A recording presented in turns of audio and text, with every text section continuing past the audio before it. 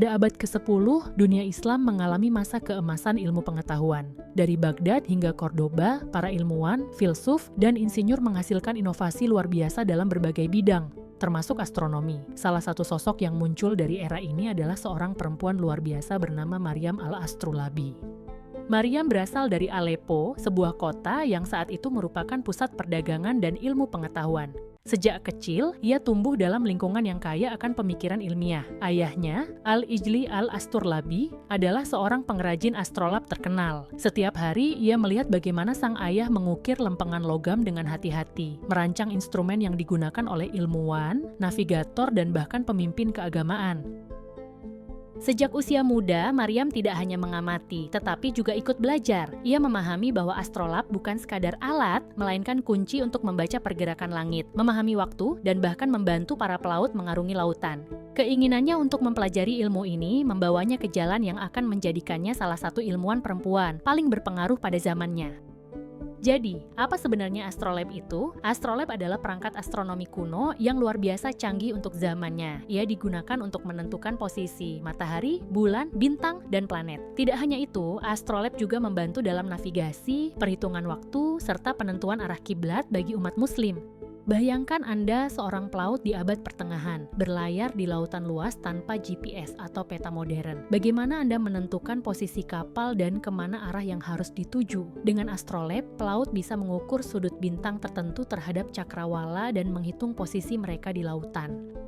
Bahkan dalam kehidupan sehari-hari alat ini berperan penting. Para ulama menggunakannya untuk menentukan waktu sholat dan penanggalan Islam. Ilmuwan muslim memperbaiki desain astrolab yang sebelumnya dikembangkan oleh peradaban Yunani dan Romawi, menjadikannya lebih presisi dan lebih mudah digunakan. Dan salah satu dari mereka yang turut berkontribusi dalam inovasi ini adalah Maryam al-Astrulabi.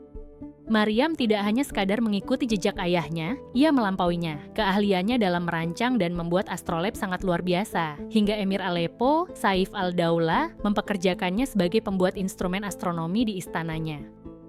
Maryam memperkenalkan berbagai inovasi dalam desain astrolab. Ia membuatnya lebih ringan, lebih akurat, dan lebih mudah digunakan. Hasil karyanya sangat diminati oleh para ilmuwan dan navigator, bahkan sampai ke Eropa.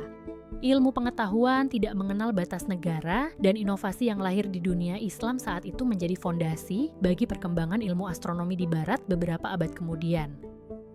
Alatnya membantu para penjelajah menemukan dunia baru, seperti yang dilakukan oleh pelaut Portugis dan Spanyol di abad ke-15 dan ke-16. Astrolab juga memainkan peran dalam perkembangan ilmu astronomi di Eropa. Ilmuwan seperti Copernicus dan Galileo mempelajari teknologi ini untuk menyusun teori-teori mereka tentang tata surya.